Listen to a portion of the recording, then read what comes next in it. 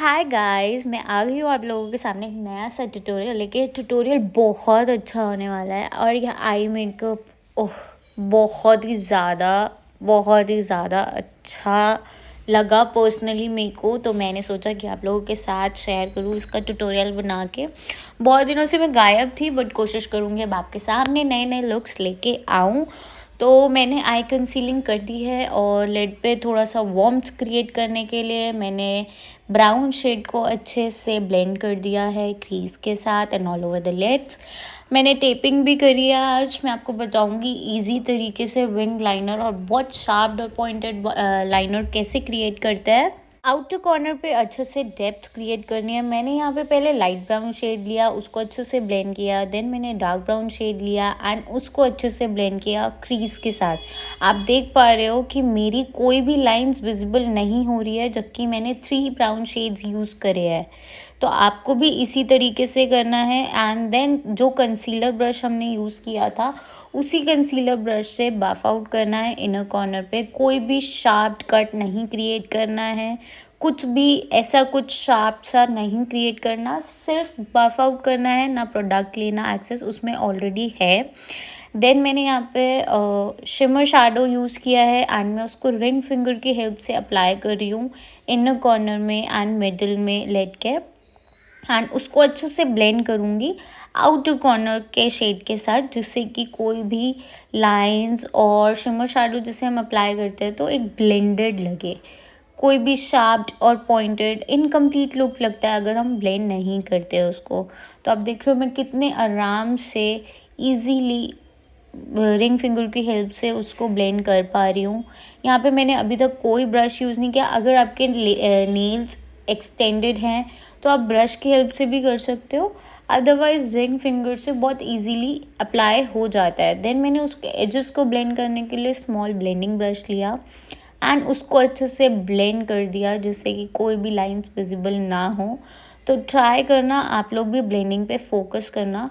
और हाँ, अगर आप लोगों ने मुझे अभी तक इंस्टाग्राम पे फॉलो नहीं किया तो फटाफट जाके कर लो। अब मैं ऑलरेडी वहाँ पे बहुत सारे लोग शेयर कर चुकी हूँ जो मैंने अभी यूट्यूब पे नहीं डाले।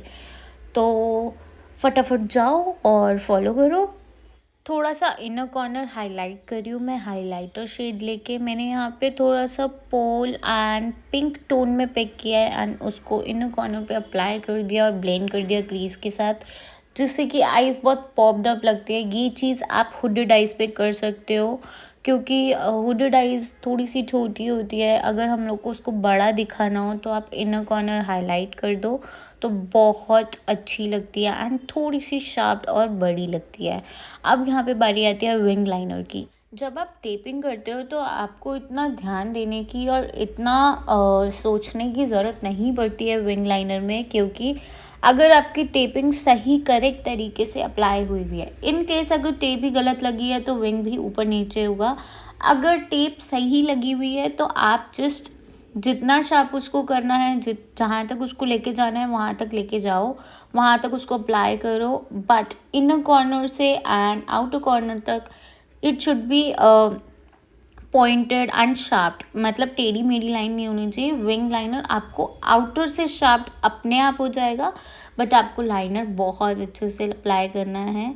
मैंने यहाँ पे स्मॉल फ्लैट ब्रश कह सकते हो, लाइनर ब्रशेस आते हैं, उसकी हेल्प से अप्लाई किया और देखो टेप हटाने के बाद कितना पॉइंटेड विंग लाइनर लग रहा है। मैंने यहाँ पे कुछ भी नहीं किया, मुझे ज़्यादा टाइम नहीं लगा।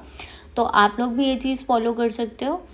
एंड अब मैं यहाँ पे टाइट लाइनिंग कर रही हूँ। टाइट लाइनिंग मैं इसलिए कर रही हूँ क्योंकि मॉडल का जो फेस था, जो आईज़ थी वो बड़ी थी, शार्प थी एंड उसमें स्पेस ज़्यादा था। तो हम लैशेस भी लगाते हैं तो नीचे से स्किन विजिबल होती है, वो अच्छी नहीं लगती है।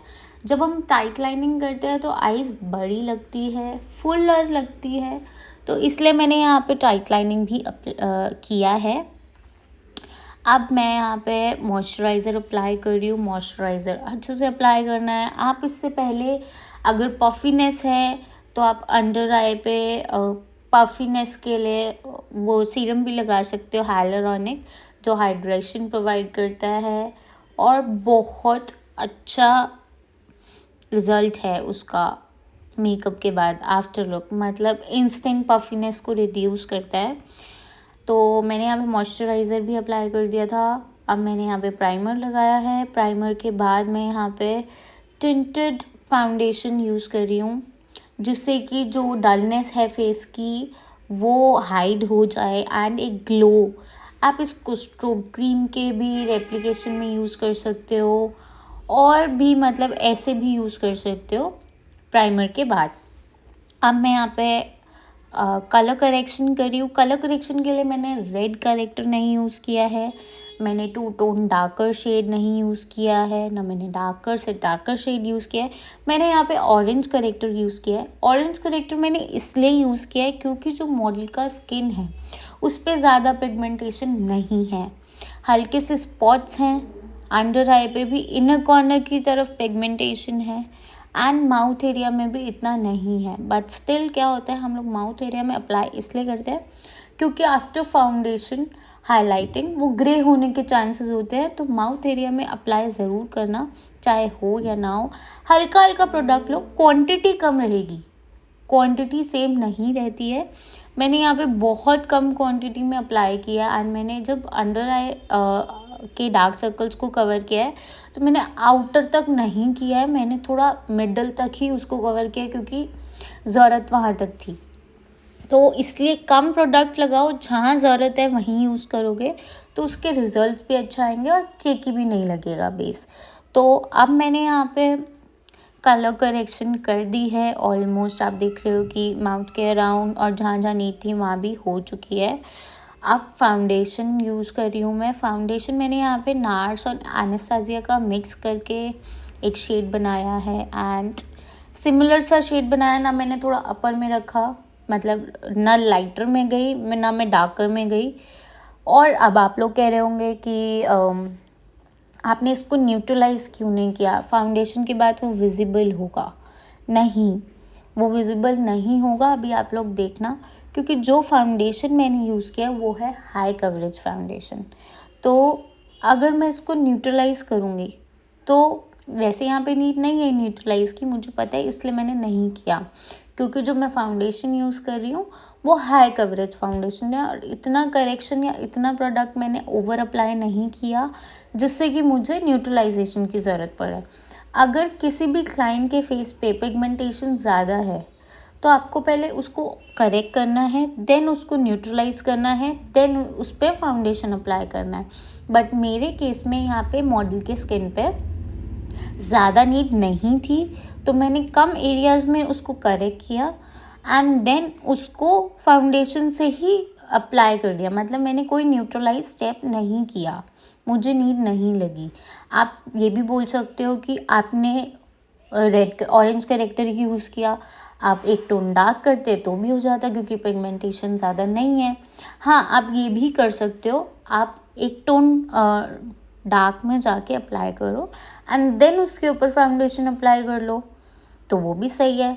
बट इसलिए मैंने किया क्योंकि डार्कर स्किन टोन है, डार्कर स्किन टोन में चांसेस ज़्यादा होते हैं कई बार ग्रे होने के, तो इसलिए मैंने यहाँ पे कलर करेक्ट किया एंड मैंने फिर उसके ऊपर फाउंडेशन अप्लाई किया। मैंने उसको न्यूट्रलाइज़ नहीं किया, प्रोडक्ट की क्वांटिटी मैंने कम ली थी इसलिए मुझे नीड नहीं पड़ी। अब मैं फाउंडेशन को देखा आपने, मैंने कितने छोटे छोटे एरियाज़ में उसको अप्लाई किया एंड देन उसको साथ के साथ ब्लेंड किया। मैंने ऐसा नहीं किया कि फुल फेस पे अप्लाई किया देन उसको ब्लेंड कर रही हूँ। या तो आप जिस ब्रश की हेल्प से उसको अप्लाई कर रहे हो उसी से ही ब्लेंड करते चलो। मैंने यहाँ पे फ्लैट ब्रश यूज़ किया था तो वो खाली एप्लीकेशन के लिए होता है, इसीलिए मैंने साथ के साथ ब्लेंड किया। अगर आप यहाँ पे फाउंडेशन ब्रश जो होता है, ब्लेंडिंग ब्रश भी बोलते हैं उसको, उससे अप्लाई करते, उससे ब्लेंड करते तो आप पूरे फेस पे अप्लाई करने के बाद भी ब्लेंड कर सकते थे।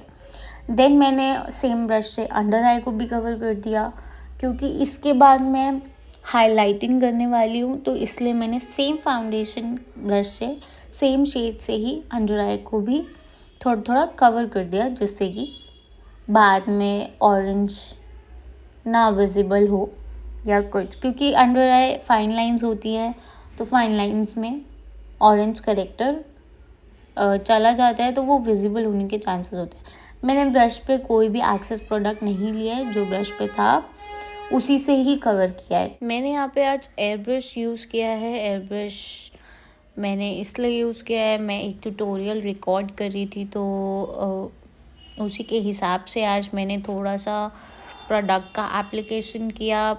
जो एयर ब्रश का फाउंडेशन होता है वो वाटर बेस्ड फाउंडेशन होता है, बहुत शीन सी लेयर क्रिएट करता है फेस पे, ओवर नहीं लगता, बिल्कुल भी केकीनेस भी नहीं लगती है। अभी आप आफ्टर लुक देखना, इतना न्यूट्रल और इतना सटल मेकअप आएगा कि आप लोग देख के बिल्कुल ऐसा लगेगा नो मेकअप लुक। तो अब मैंने उसको ड्राई होने के लिए छोड़ दिया था, वो मैं नहीं दिखा पाई। उसके बाद मैं यहाँ पे हाइलाइटिंग कर रही हूँ। हाइलाइटिंग मैंने यहाँ पे 2 शेड्स को मिक्स करके क्रिएट किया है। एक शेड जो एक टोन डार्क मतलब लाइटर ही है, ज़्यादा लाइट नहीं किया क्योंकि मुझे न्यूट्रल और नो मेकअप लुक क्रिएट करना था। तो मैंने यहाँ पे फिंगर की हेल्प से अप्लाई किया जिससे कि वार्मथ से वो अच्छे से ब्लेंड हो जाए और स्किन में मर्ज हो जाए, पैचीनेस ना क्रिएट करे।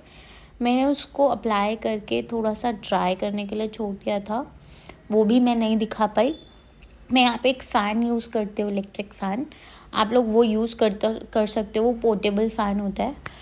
तो मैंने अब इसको ब्लेंड किया अच्छे से, एजेस को ब्लेंड कर रही हूँ मैं। प्रोडक्ट के ऊपर ब्लेंडर को ब्लेंड नहीं कर रही हूँ जिससे कि प्रोडक्ट ना हटे। तो कोशिश करना अप्लाई करने के बाद आप एजेस को अच्छे से ब्लेंड करो एंड प्रोडक्ट के ऊपर हल्के हाथ से ब्लेंड करो। ज़्यादा पुश नहीं करना, प्रोडक्ट हटने के चांसेस होते हैं। और जब आप एयर ब्रश यूज़ करते हो, अगर आपका प्रेशर ज़्यादा होगा तो वो पैचीनेस भी क्रिएट कर सकता है, तो आपको इस चीज़ का बहुत ध्यान रखना है। तो अच्छे से ब्लेंड कर रही हूँ मैं, आप लोग देख पा रहे हो कि मैंने कैसे डैबिंग मोशंस में स्लो उसको ब्लेंड किया। कंटोरिंग के लिए मैं यहाँ पे शीक लैम्प का कंटोर यूज़ कर रही हूँ। अच्छे से कंटोरिंग करनी है। अप्लाई करने के बाद सेम वही स्टेप फॉलो कर रही हूँ मैं। एजेस से उसको ब्लेंड करती हूँ मैं। प्रोडक्ट के ऊपर ब्रश बहुत कम चलाती हूँ। आप देख रहे हो मैं लाइंस को ब्लेंड कर रही हूँ।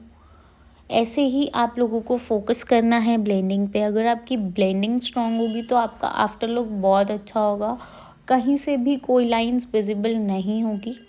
आप देख रहे हो कंटोर मैंने अप्लाई किया था बट कितने अच्छे तरीके से वो ब्लेंड हो गया। शी ग्लैम को कंटोर आप यूज़ कर सकते हो, मुझे पर्सनली बहुत पसंद है। या फिर आप फैंटी ब्यूटी का कंटोर स्टिक भी यूज़ कर सकते हो, वो भी बहुत पिगमेंटेड है और बहुत अच्छा रिज़ल्ट आता है उसका। आप देख रहे हो मैंने थोड़ा सा अप्लाई किया था और कंटोर करने के बाद कितना चिज़ल्ड फेस लग रहा है और नोज़ कितनी शार्प लग रही है। तो सेम आप लोगों को भी यही लुक क्रिएट करना है। अगर आप लोग खाली देखोगे और प्रैक्टिस नहीं करोगे तो आप लोगों को इतने अच्छे से नहीं आ पाएगा। आपको प्रैक्टिस करना है और सेम यही लुक क्रिएट करने की कोशिश करनी है। और अगर कोई भी डाउट होता है तो आप मुझे कमेंट बॉक्स में कमेंट करके पूछ सकते हो, मैं आप लोगों को सारे डाउट्स क्लियर कर दूँगी।